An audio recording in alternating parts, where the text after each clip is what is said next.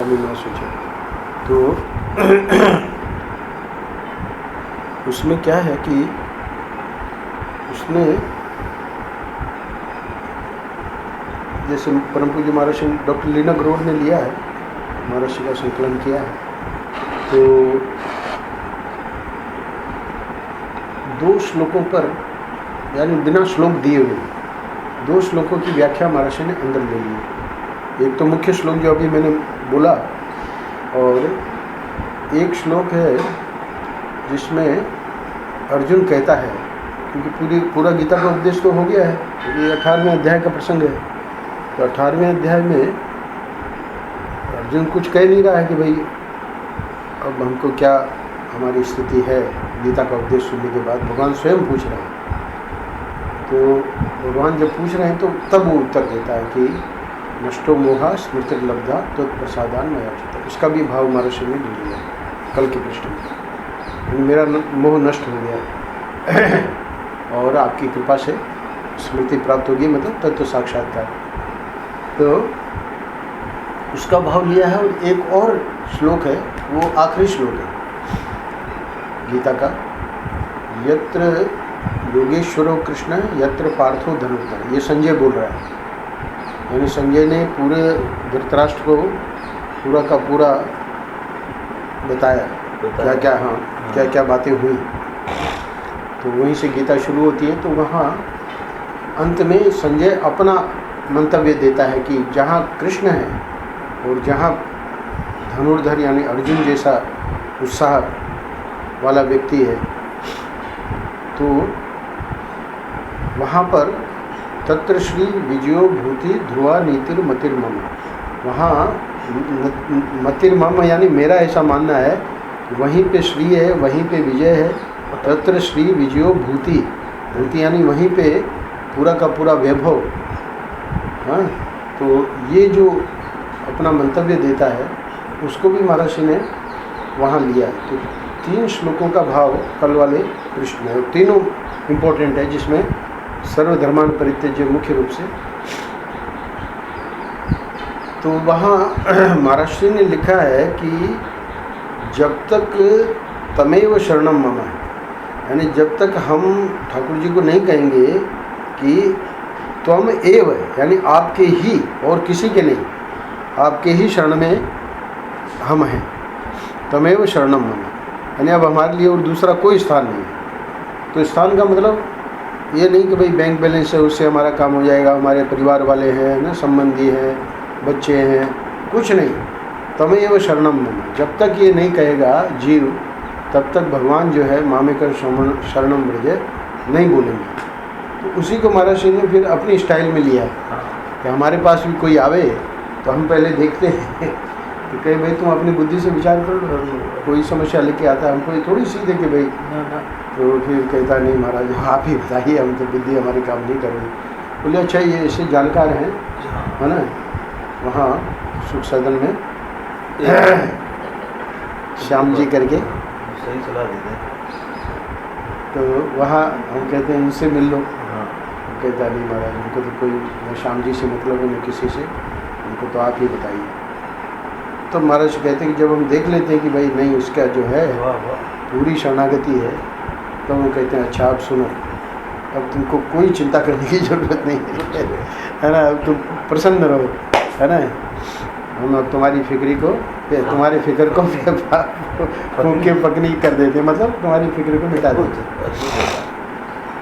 तो वो महाराज ने, ये क्या हुआ था कल मैंने बताया उन लोगों को कि माँ जी अभी आई थी इस बार, तो आप लोग जानते हैं उनकी श्रद्धा वगैरह। तो वो कहती है, क्योंकि हम उनको बार बार यही समझाने की कोशिश करते हैं कि आप अपना जो है दृष्टि बाबा पे महाराज से पे रखिए, है ना, वही आपके गुरु हैं, वही हमारे गुरु हैं, गुरु और परम गुरु। तो वो गुरु करके करती रहती हैं। तो फिर बाद में जब हम समझाते हैं इस बात को, बहुत प्रकार के दृष्टांत भी देते हैं, है ना, कि हम साधक हैं, गुरु हैं, ऐसे करके, तो नहीं समझते। तो फिर उसने इस बार क्या कहा, बोले कि महाराज भी मेरे लिए थोड़ी कहते थे कि हम गुरु हैं, महाराज भी ऐसे ही कहते रहे होंगे कि बुढ़िया बाबा गुरु हैं। हमने कहा नहीं ऐसी बात नहीं है, महाराज जी जो है तो महाराज जी कहते थे कि लोग पूछते हैं महाराज जी कोई है क्या, तो साक्षात्कार प्राप्त कोई है क्या, महाराज जी को ही पूछते थे। तो महाराज जी उत्तर देते थे कि लोग हम पर शंका करते हैं। तो इसका अर्थ क्या हुआ, इसका अर्थ हुआ कि जो समझदार है वो समझ जाएगा, है ना। तो ये बात तो मैंने जो मेरी स्मृति में थी वो कही उनको। पर कल सुबह जब ये पृष्ठ पढ़ा, क्योंकि आप लोग तो आप लोगों का तो नहीं पता नहीं था ना जी जी, तो पृष्ठ तो मैंने सुबह ही पढ़ लिया था, कौन तो पंडित जी ने बाद में बताया। अच्छा, तो उस समय मेरे दिमाग में आया कि उनका प्रश्न का जवाब दे रहे हैं महाराज जी। दे रहे हैं, हाँ, महाराज जी स्वयं ही दे रहे हैं, स्वयं क्योंकि महाराज जी वहाँ कह रहे हैं कि हमारे पास जब कोई आता है तब हम उसको, तो बिल्कुल वही बात हो गई ना, क्योंकि ठाकुर जी ने भी यही किया। ठाकुर जी ने अर्जुन को क्या कहा, तमेव शरणम गच्छ, तुम उनकी शरण में जाओ। तो वहाँ अर्जुन बेचारा कुछ बोला तो नहीं, पर यहाँ तो महाराज जी अपना डायलॉग बता रहे हैं कि हम कहेंगे कि तुम जाओ, वो बोले नहीं महाराज। पर उसकी चेहरा देख के महाराज जी ने वहाँ गीता के श्लोकों में जो प्रवचन किया है, तो बोले उसका चेहरा देख के ठाकुर जी को लगा कि नहीं नहीं, वो जो मैं कह रहा हूँ कि उन्हीं की शरण में जाओ, मतलब ठाकुर, अब वो तो खुद ही ईश्वर है, और वो किसकी शरण में भेज रहे हैं, पर वो उनकी लीला है। बोले तमेव शरणम गच्छ, 18वें अध्याय में। तो बोले कि उसका चेहरा देखा, तो फिर बाद में ठाकुर जी को कहना पड़ा कि कोई बात नहीं। तो कहने का मतलब ये है कि ये महाराज जी का इस वाक्य से बिल्कुल स्पष्ट लगता है। लोग जब हमारे पास आते हैं तो हम कहते हैं भाई तुम अपनी बुद्धि से विचार कर लो, फिर हम कहते हैं भाई तुम जो है इसके फलाने के पास चले जाओ, महात्मा है बहुत बड़े। श्याम जी का तो ऐसे मैंने मतलब विनोद में नाम ले लिया, और कोई बड़े बड़े महात्मा उस समय भी थे, कोई आनंदमयी माँ के पास चले जाओ, बोले नहीं महाराज हमको कहीं नहीं जाना, हमको तो आपके पास ही। तब बोले हम फिर क्या करें। तो उस ये जो है कल के पृष्ठ का जो आखिरी हिस्सा है, उसमें तो महाराज जी स्पष्ट ही बता रहे हैं, है ना। जो माँ जी की बात थी वो अपने बारे में से थोड़ी बोलते होंगे, उड़िया बाबा के बारे में ही बोलते होंगे। अरे वहाँ तो महाराज जी कैसे नहीं बोलेंगे। हाँ,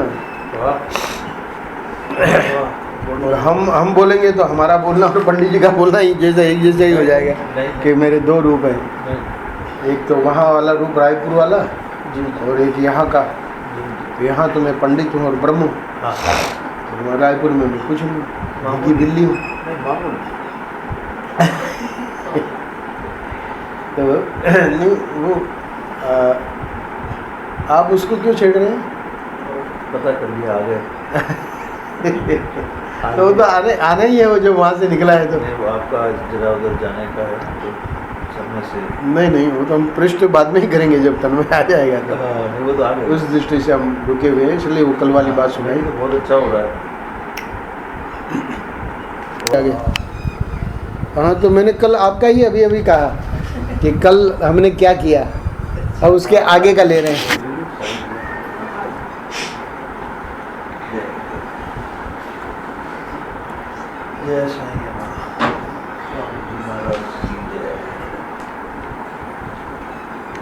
थोड़ा उसको खाट को और पीछे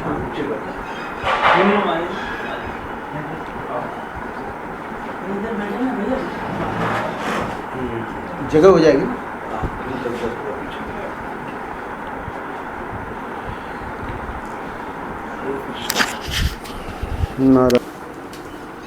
तो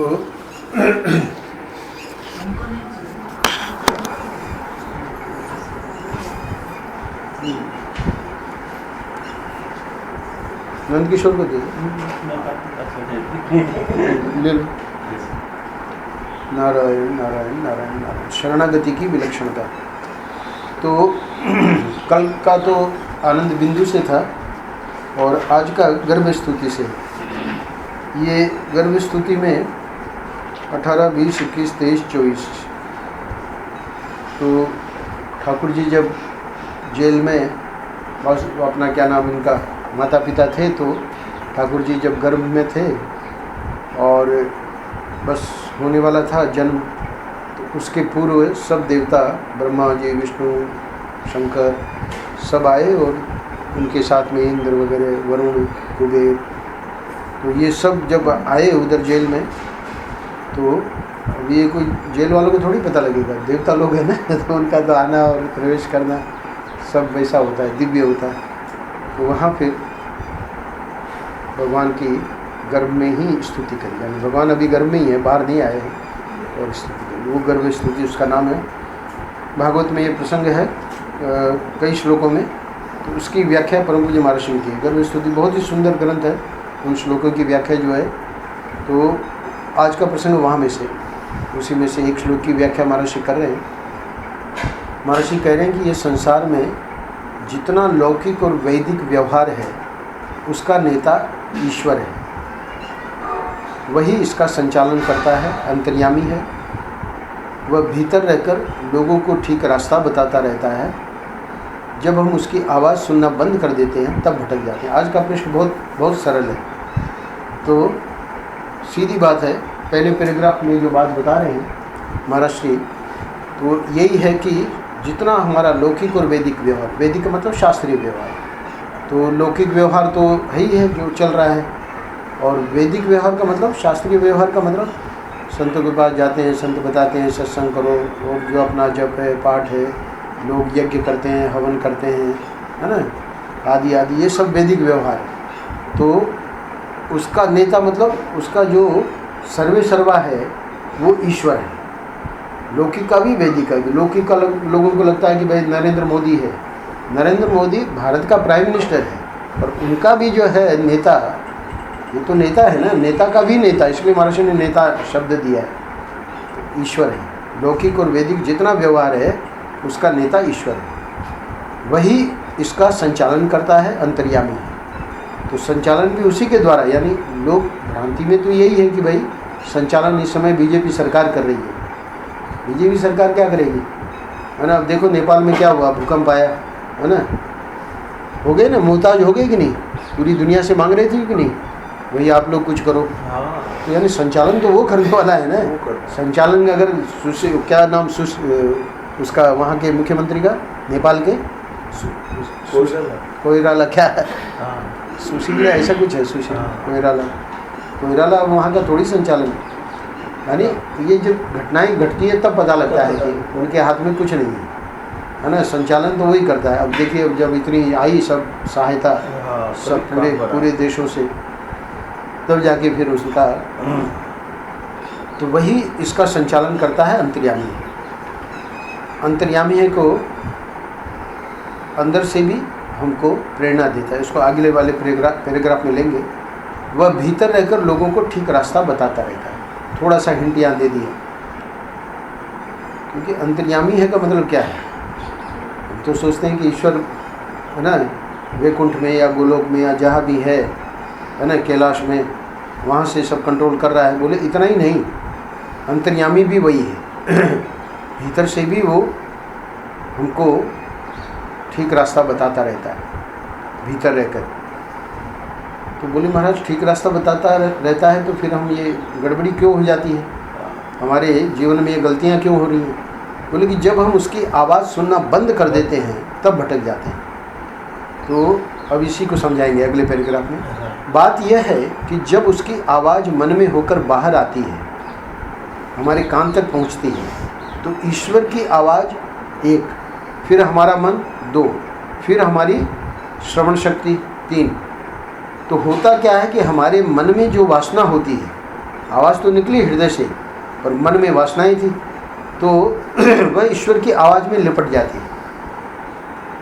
ईश्वर ने कहा कि यह काम मत करना, अब हमारे मन में वह काम करने की बड़ी वासना है, मन तो उद्विग्न है। तो जो ईश्वर ने कहा कि मत करना, उसमें मत सुनाई नहीं पड़ेगा, यानी कान तक आते आते वो वासना इतनी प्रबल है, और क्या होगा कि सुनाई पड़ेगा कि करना। बोले ऐसे कैसे, जब ईश्वर ने कहा मत करना तो करना क्यों सुनाई दिया। क्यों, ईश्वर ने तो कहा कि मत करना, पर हमको वह वासना के वेग में सुनाई नहीं पड़ेगा। यहाँ परम पूज्य महाराज ये कहना चाह रहे हैं कि ये जो गलतियाँ होती है, भटक जाता है मनुष्य, उसका कारण यही है कि वासना जो है उसका जो वेग है वो ईश्वर की आवाज़ को भी दबा देता है, उसको भी मॉडिफाई कर देता है। उसी का अगले पैराग्राफ में एग्जाम्पल दे रहे हैं। हमको ईश्वर की आवाज़ की पहचान नहीं है। क्या पता लगे कि यह वासना के से मिलकर ईश्वर बोल रहा है कि खाली शुद्ध ईश्वर बोल रहा है। तो प्रश्न ये है ना कि जब महाराज ने ये बात कह दी कि करना मत करना, आई तो आवाज़ मत करना और हमको लगा करना, तो अब हमको पता कैसे लगे कि मत करना ही आया? शुद्ध आवाज़ तो मत करना है और करना ये वाली हमारी वासना वाली आवाज़ है। तो ये प्रश्न उठा रहे हैं कि हमको ईश्वर की आवाज़ की पहचान नहीं है। ये बात तो ठीक है, पर क्या पता लगे कि यह वासना से मिलकर ईश्वर बोल रहा है कि खाली शुद्ध ईश्वर बोल रहा है? ये लोगों की बोलती है वासना और नाम लेते हैं ईश्वर का। तो महर्षि कह रहे हैं कि प्राय वासना ही हमारी बोलती है, ईश्वर का नाम हम लेते हैं। बोले ऐसे कैसे? तो उसका एग्जाम्पल दे रहे हैं। एक सज्जन को मैं जानता हूँ, यानी ये सच्ची घटना है। वह चिट्ठी निकालते हैं कि यह काम करें कि ना करें। तो जैसे उनका ख्याल है, मतलब एक एग्जाम्पल दे रहे हैं कि जैसे उनका ख्याल है कि हम बनारस जाएं, तो चिट्ठी निकाली तो ना आ गई। तो अब देखिए, ख्याल तो उनका है, वो वासना का वेग है बनारस जाने का, और फिर भी चिट्ठी निकालने का उनका वो रूटीन है। तो चिट्ठी निकाली, उसमें ना आ गई। तो बोले कि फिर दोबारा डालेंगे। तो अब क्या हुआ कि दोबारा भी ना आ गई। तीसरी बार डालने पर भी जब ना आ गई, तब अंत में क्या हुआ? बोले भाई कि ईश्वर की तो ना आ गई, लेकिन ईश्वर से बड़ा कौन है? शास्त्रों में आया कि संत है, तो चलो संत से पूछें। तो वहीं शहर में ही संत थे उनके गुरु, तो वहाँ पहुँच गए। तो महर्षि कह रहे हैं कि देखी हुई बात आपको बता रहा हूँ, मतलब ये मैं कोई कल्पना करके नहीं बता रहा हूँ, सच्ची घटना है। तो आखिर संत से जाकर पूछा, तो संत से पूछा तो संत को बता दिया सब बात कि भाई ऐसे ऐसे 3 बार ना आ गई, और अब जो है शास्त्र कहता है कि आप बड़े ईश्वर से, तो आप बताइए। तो संत ने कहा कि बाबा, संत भी समझ गया कि इसके वासना का वेग बहुत ज़बरदस्त है। तो बोले कि जब 3 बार ईश्वर की कही तुमने नहीं मानी और हमसे पूछने आए, तो तुम जरूर जाओ, है ना। माने अब तुम्हारी वासना इतनी प्रबल है कि वहाँ ईश्वर काम नहीं देता है भला। इसलिए हमने नंद किशोर को कहा था, उन्होंने कहा था कि हम तो यही कहेंगे, बाकी तुम्हारे पर है ना। फिर हम और कुछ नहीं कहेंगे, बाकी तुमको निर्णय करना है, पर हमारा हृदय कभी नहीं कहेगा कि अब तुम जाओ स्पेन, है ना। तो ठीक है, साईं की कृपा थी, महर्षि की बाबा की कृपा थी, और मान गया। तो ये बात अलग है, पर ये वासना का ये भी एक ही बहुत बड़ी विचित्र बात है कि पृष्ठ भी वही आएगा जो हमारे जीवन ये तो बहुत विचित्र बात है।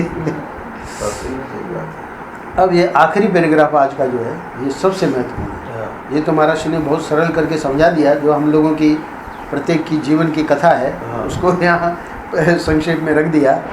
तो ये जीव जो हैं ये कम चतुर नहीं है, इनकी शरणागति भी वासना से अनुप्राणित होती है।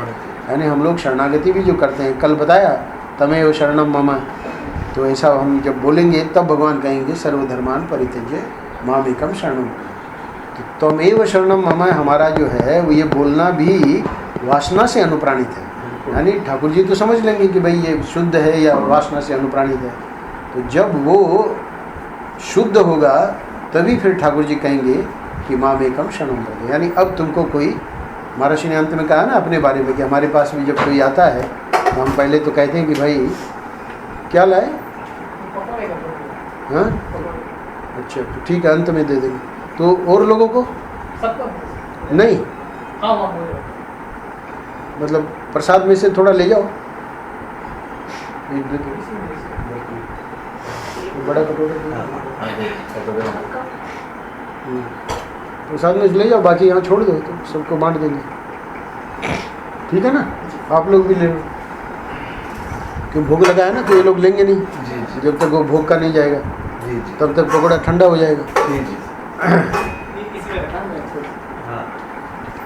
तो कह रहे हैं कि ये मतलब महर्षि इतना ही कहना चाह रहे हैं कि हम लोग जो हैं वो हमेशा ये अपनी जो चतुराई है वो ही यहाँ पर भी, मतलब अध्यात्म में भी उसी का प्रयोग करते हैं। तो उससे होता क्या है कि शरणागति तो सब लोग हम कहते हैं कि भाई हम साईं के भगत हैं, महाराज जी के भगत हैं, हम भी कहते हैं महाराज जी के भगत हैं।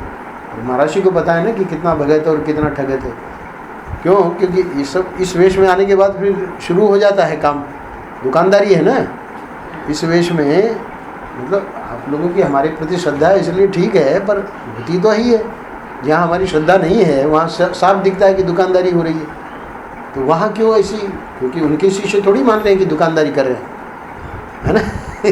तो इसका अर्थ है कि जहाँ श्रद्धा होगी वहाँ नहीं दिखेगा। श्रद्धा कभी आती नहीं। हाँ, श्रद्धा कभी हारती नहीं है, पर असलियत जो है वो ठाकुर जी जानते हैं, है ना, कि ये है क्या। तो वो बहुत कठिन है, ये मार्ग बहुत कठिन है। कल खड़े थे शायद आप और पुष्पा, जब वो प्रश्न पूछ रही थी जी देवी जी, तो अब देखिए वहाँ दूसरे वहाँ महात्मा थे, वो आती है बैठती है, सब लोग बैठते हैं, तो प्रश्न पूछ रही है, हम उसका जवाब दे रहे हैं, जवाब हो गया। महात्मा जी उसको पूछ रहे हैं कि आप कहाँ रहते हैं, कुछ ऐसा कुछ प्रश्न पूछा।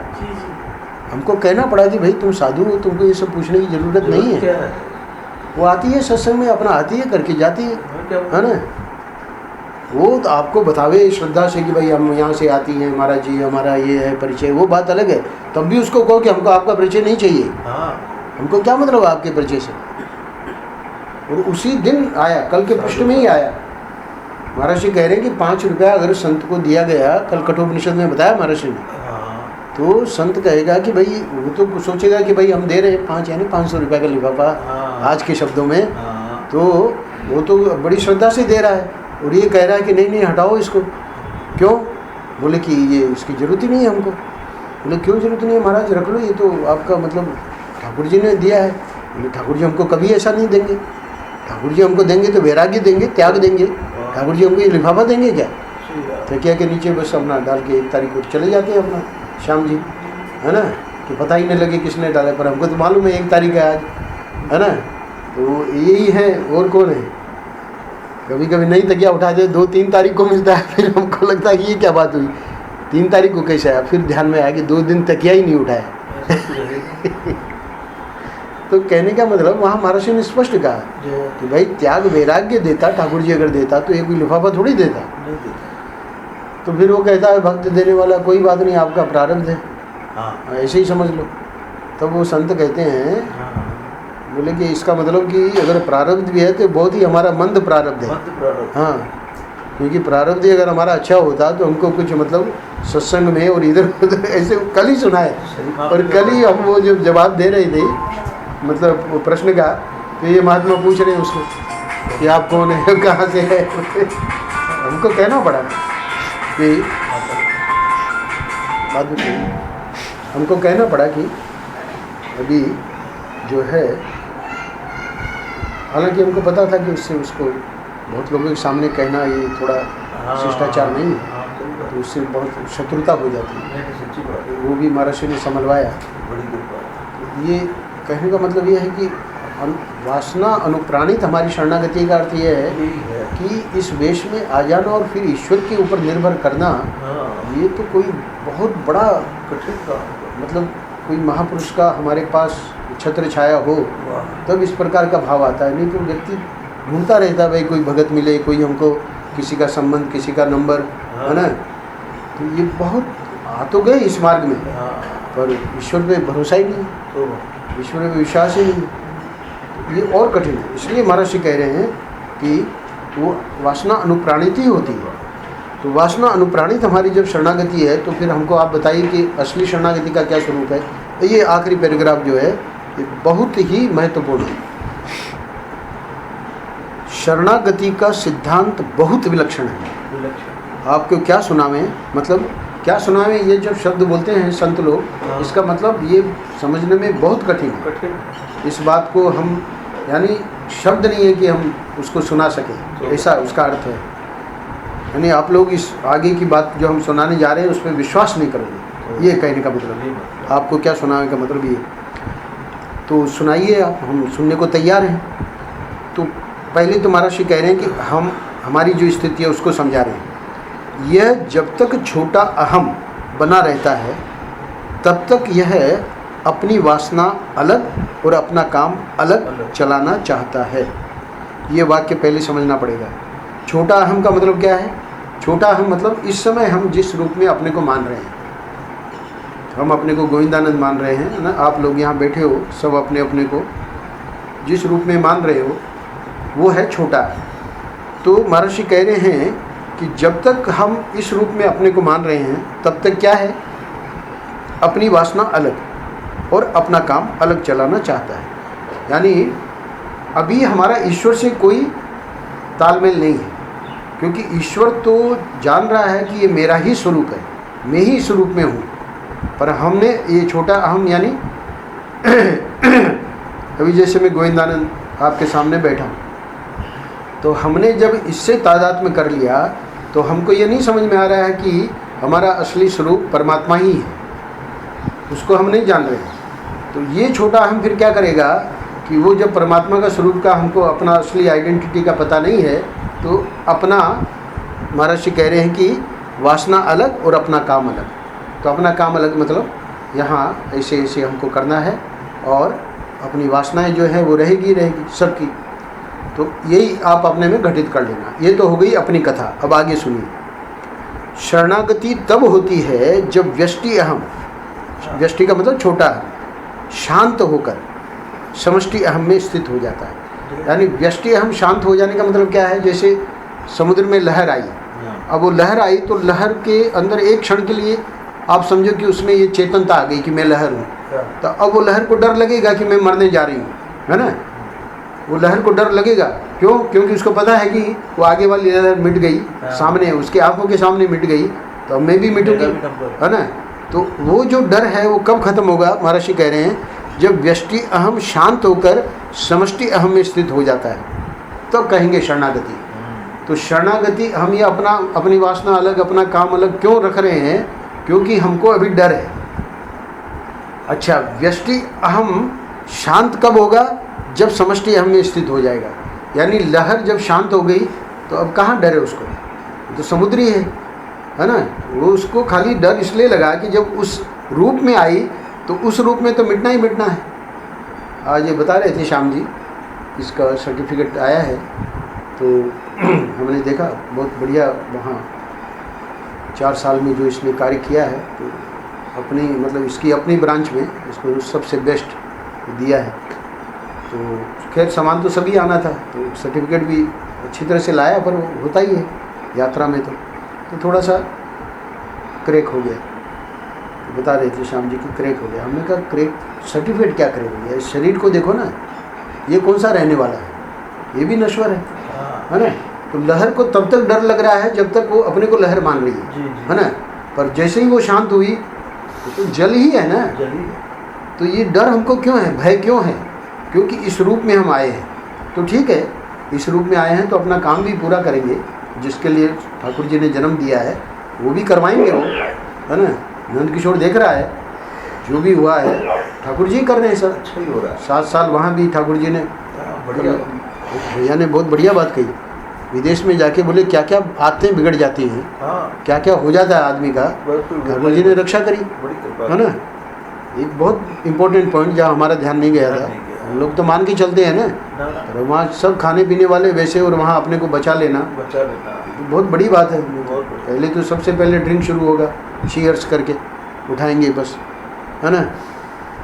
तुम भी बचे रहना महाराज। बड़ी भाई देश ही ऐसा है, वहाँ की वो संस्कृति है ना। अब संस्कृति तो भारत में आ गई, अब वहाँ की क्या बोलो, वहाँ की क्या। हाँ, अब तो यहाँ तो उससे भी ज़्यादा गड़बड़ है।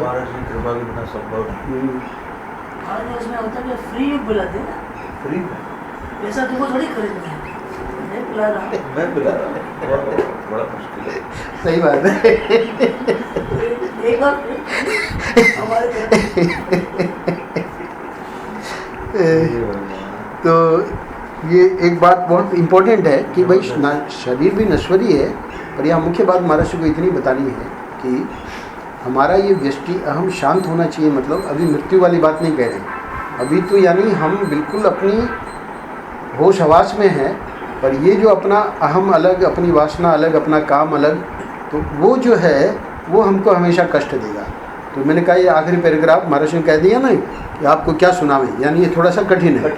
तो इसलिए ये समष्टि अहम में स्थित हो जाने का मतलब क्या है कि हम जब साईं को, बिहारी जी को, महर्षि को, उड़िया बाबा को मान रहे हैं, तो बस हमको उनके ऊपर पूरा भरोसा रखना चाहिए। हमको किसी को पूछने की ज़रूरत नहीं है, भैया आप कहाँ से आ रही हैं, है ना, भैया आप अपना फ़ोन नंबर दो हमको, है ना। क्या जरूरत? भैया कहेंगे आप तो स्वामी जी फ़ोन रखते ही नहीं है, तो आप कहे आप तो बात ही नहीं करते। अरे भैया हम जो है फ़ोन बात करवा लेते हैं लोगों से। तो भैया फिर भैया ही उपदेश देगा कि नहीं स्वामी जी आप मत रखिए फ़ोन नंबर, है ना, ये ठीक नहीं है। महाराज ने कहा कि एक सेठ आए थे, अच्छा तो सेठ आए थे नहीं, सेठ बैठे थे, अच्छा तो सेठ बैठे थे इधर बरामदे में और मेरी जो कुटिया थी इधर थी, मतलब उन्हीं के उसमें, उन्हीं के हाँ मैं रह रहा था, सामने गंगा जी थी। अच्छा अच्छा तो एक महात्मा मिलने आए सेठ से, जी तो बोले महात्मा जब आए तो बोले मेरे को सुनाई दे रहा था सेठ और महात्मा के बीच में बात क्या हो रही थी। जी जी तो उसने बताया कि 5 लाख की योजना है, महात्मा ने बताया सेठ को, अच्छा और ऐसे ऐसे गौशाला। तो बोले सेठ लोगों की आदत होती है ज़रा ज़ोर से बोलने की, तो वो ज़ोर से बोल रहा था, उसको नहीं पता था मैं भी सुन रहा हूँ। तो बोले वो सेठ ने उपदेश दिया उसको, महात्मा को, अच्छा बोले तुमने एक बछिया पाली है आज तक? सेठ बोल रहा है महात्मा को। अरे हाँ हाँ, बोले तुम लोग, अच्छा फिर उसके बाद जो ज़बरदस्त बात बोले वो तो हमारे हृदय में लग गई। महाराज जी कहते हैं, जो सेठ ने कहा, बोले आपने ये 10-15 साल 20 साल जो भजन किया है ना, ठाकुर जी का भजन किया और ये सब किया, तो इसका क्या अब यही परिणाम निकला है कि अब ये चंदा मांग रहे हो जा जाके? ऐसे करके उसने सेठ ने कह दिया। तो कहने का मतलब यहाँ बहुत सावधान रहना चाहिए। बोले उसने, तो ये हमने तो खैर उसको इतना ही बताया कि ये साधु का काम नहीं है, इसे पूछना कि भाई आप कहाँ गए, है ना। कैसी कोई ऐसी देवी जी मिल सकते हैं कि सामने उसको फटकार दे, है ना, ना गलत प्रश्न है ना, होना नहीं चाहिए। तो कह रहे हैं कि ये क्यों होता है, क्योंकि हमारा विश्वास नहीं है ईश्वर में। तो समष्टि अहम में स्थित हो जाने का मतलब होश हवास में रहोगे, ईश्वर में विश्वास रखो, साईं में विश्वास रखो, है ना, सद्गुरु में विश्वास रखो। तो माने जीव के व्यक्तित्व का जो अहम है वह शांत होकर संपूर्ण विश्व समष्टि के अहम ईश्वर में जाकर मिल जाए, शांत हो जाए। ये समझा दिया महाराज ने। यानी गुरु के प्रति हम शरणागत हैं, अब तन्मय है समझो, है ना, पहुंच जाएगा। अभी 12 अगस्त को जा रहा है, अब वहाँ उसको कोई चिंता करने की जरूरत थोड़ी है। एक ट्रिप तो ऑलरेडी करी है, कनाडा, अमेरिका, और वैसे अब तो रहेगा 2 साल प्लस 3 साल 5 साल।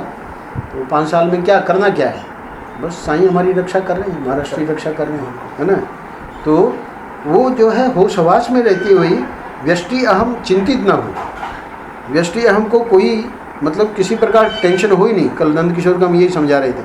तो उस समय क्या होता है कि समुची समष्टि का बल मनुष्य के अंतःकरण में उतर आता है।